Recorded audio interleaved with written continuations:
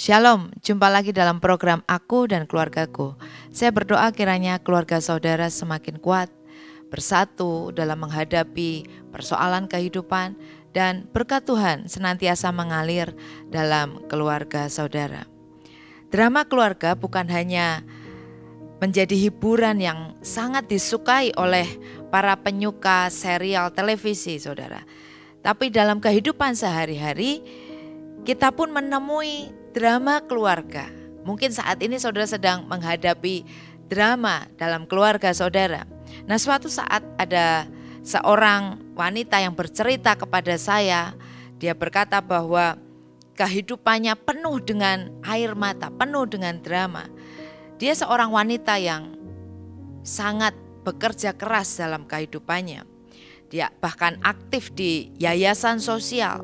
Namun dia memiliki keluarga yang sangat tidak mudah untuk dijalani.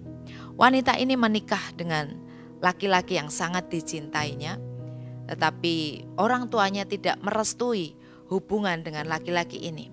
Tetapi karena cinta, dia memutuskan untuk menikah dengan laki-laki ini. Dan setelah pernikahannya, dia hidup bersama dengan mertuanya. Dan mertuanya ini tinggal sendirian di rumah tersebut, dan suaminya adalah seorang anak laki-laki yang sangat mengasihi mamanya. Demikian cintanya kepada mamanya, dan mamanya sangat peduli dengan anaknya ini. Maka sampai-sampai keluarga baru yang dibentuk oleh wanita ini harus tidur satu kamar dengan mertuanya. Wanita ini tidak nyaman dengan apa yang terjadi dalam keluarga barunya. Dia harus tinggal menghadapi mertua yang selalu ikut campur dalam pernikahannya. Bahkan tidur bersama, bertiga dalam satu kamar. Dan ini membuat wanita tidak nyaman. Bahkan adik-adik iparnya bukanlah adik-adik ipar yang baik. Karena adik-adik iparnya selalu menyalahkan, selalu menuntut banyak hal terhadap wanita ini. Sehingga menyebabkan pertengkaran demi pertengkaran terjadi setiap harinya di dalam keluarga barunya. Sampai suatu saat wanita ini hamil dan melahirkan seorang bayi perempuan yang sangat cantik.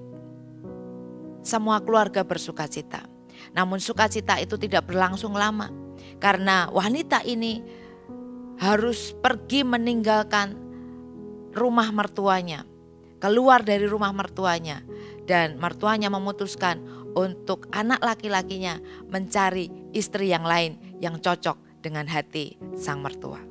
Saudara, wanita ini dengan menangis mengisahkan drama keluarga yang harus dijalaninya. Dia tidak tahu apa yang harus dilakukan dan dia tidak bisa kembali ke rumah orang tuanya. Karena bertahun-tahun dia tidak lagi berbicara dengan ayahnya dan ibunya berkenaan dengan pernikahan yang tidak direstui oleh orang tuanya. Dia hanya bisa menyerahkan semuanya ini ke dalam tangan Tuhan. Dan saat ini dia sedang berproses untuk menghadapi pengadilan. Apakah dia diberi hak untuk mengasuh anaknya atau tidak? Saudara, ini yang sering dihadapi dalam kehidupan berkeluarga. Kita menghadapi drama-drama kehidupan yang seringkali tidak mudah untuk dihadapi. Dan ketika melihat keluarga-keluarga lain yang harmonis, yang hidupnya baik, kita seringkali kecewa, kita marah, kita iri melihat keluarga-keluarga yang baik. Sementara kehidupan keluarga yang saudara jalani sedang tidak baik-baik. Dan saudara berpikir bahwa keluarga yang rusak sudah tidak bisa diselamatkan lagi.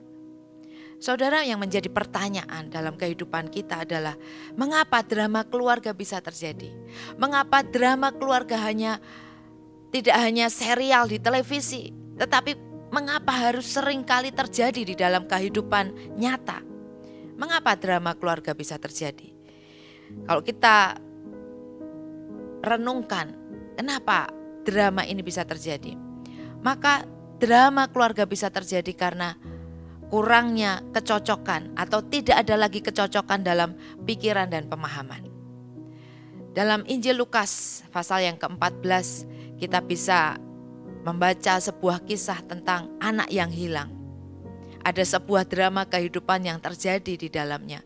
Bagaimana seorang anak bungsu yang pergi keluar dari rumah ayahnya, meminta hak warisnya untuk dia gunakan sesuka hatinya. Dia berfoya-foya sampai akhirnya apa yang dia miliki habis dan dia teringat untuk kembali ke rumah orang tuanya.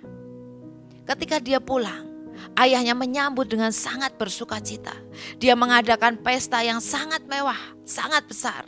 Dia memberikan cincin, dia memberikan jubah kebesaran untuk anaknya yang pulang.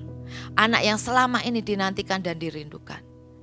Dia mengadakan sebuah penyambutan yang sangat luar biasa. Tapi ada satu hal di mana anaknya yang lain, yaitu yang sulung.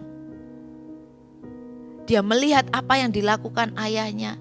Si sulung ini marah dan tidak mau masuk ke rumah untuk bersama-sama merayakan kehadiran atau kepulangan kembali dari adiknya. Dia marah besar, dia tidak sepaham, dia tidak cocok pikirannya dengan ayahnya. Dan itu membuat sebuah konflik di dalam keluarga. Saudara, drama keluarga bisa terjadi karena tidak ada kesamaan pikiran, tidak ada kecocokan dalam pemahaman. Yang kedua, kenapa drama keluarga bisa terjadi? Drama keluarga terjadi karena ada luka hati yang tidak terselesaikan. Luka hati yang tidak terselesaikan akan membuat masalah-masalah yang baru dalam keluarga. Oleh sebab itu setiap kali ada masalah dan ada hati yang terluka, mari segera beresin lukanya. Supaya luka itu tidak menyebar kemana-mana dan menimbulkan masalah yang baru. Yang ketiga, drama dalam keluarga terjadi karena tidak ada belas kasihan dan kemurahan di dalam keluarga. Kemarahan, kebencian akan pelanggaran, dosa yang dilakukan oleh adiknya membuat si sulung tidak bisa menerima apa yang dilakukan oleh ayahnya. Bahkan untuk menyambut adiknya kembali itu tidak dapat dilakukan. Karena hatinya dipenuhi oleh amarah, hatinya dipenuhi oleh kebencian. Marah, kebencian membuat seseorang tidak bisa memberikan belas kasihan dan kemurahan. Marah dan kebencian membuat si sulung tidak mau masuk rumah dan menikmati pesta yang dilakukan oleh ayahnya. Peristiwa ini membuat keluarga ini tidak dapat menikmati sukacita. Saudara, tapi ada satu hal yang dilakukan oleh bapaknya ketika konflik terjadi. Di dalam Lukas 15 ayat 28 di situ dikatakan, maka marahlah anak sulung itu dan ia tidak mau masuk. Lalu ayahnya keluar dan berbicara dengan dia. Saudara, Alkitab menulis sebuah tindakan yang dilakukan oleh ayahnya. Ayahnya melakukan inisiatif untuk keluar, menemui si sulung dan mengajak bicara kepada si sulung. Ayahnya bukanlah ayah yang tidak peduli. Ayahnya bukanlah ayah yang tidak mau mengerti perasaan anaknya. Tetapi ayahnya punya inisiatif. Dia punya effort. Dia berusaha untuk mendekati si sulung dengan pergi keluar dan berbicara dengan si sulung. Ini sebuah tindakan yang sangat luar biasa, saudara.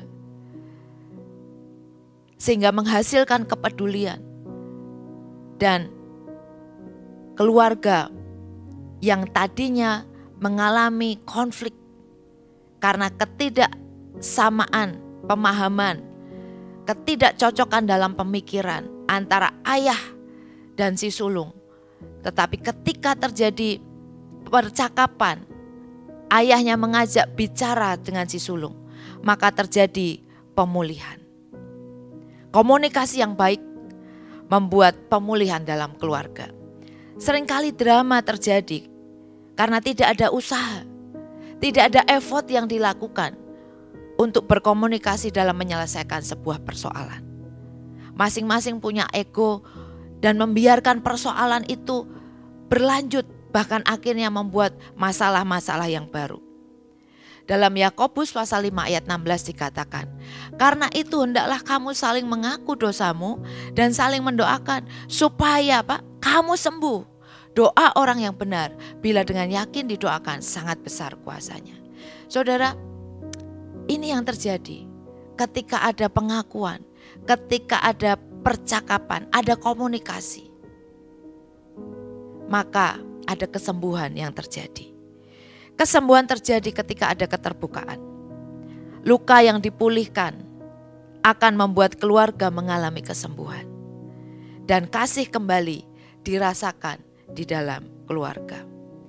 Efesus 4 ayat 2 berkata, hendaklah kamu selalu rendah hati, lemah lembut dan sabar. Tunjukkanlah kasihmu dalam hal saling membantu. Saudara, ini yang terjadi ketika kerendahan hati, kelemah lembutan, kesabaran. Menunjukkan kasih bukan hanya sebatas di perkataan, tetapi di dalam perbuatan. Sehingga belas kasihan dapat dilakukan antar sesama anggota keluarga. Bahkan ketika situasi sulit terjadi, tetapi ketika ada kerendahan hati, kelemah lembutan, kesabaran dan kasih, maka akan ada pemulihan. Mungkin saudara saat ini sedang mengalami drama keluarga yang membuat saudara marah, yang membuat saudara kecewa, terluka, bahkan muncul kebencian dan balas dendam dalam kehidupan saudara. Inilah saatnya saudara mendengar apa yang Tuhan inginkan di dalam kehidupan saudara. Inilah saatnya saudara menunjukkan kasih saudara. Inilah saatnya saudara menggenapi panggilan Tuhan untuk saudara menjadi agen penyembuh di dalam keluarga saudara. Mulailah dengan mendoakan keluarga saudara, sehingga hadirat Tuhan menguasai hati dari anggota keluarga saudara yang saat ini sedang mengalami konflik.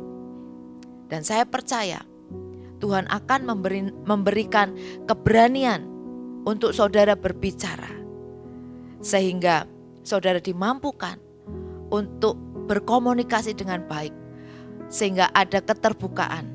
Dan ketika keterbukaan terjadi, maka ada kesembuhan yang mengalir di dalam keluarga saudara.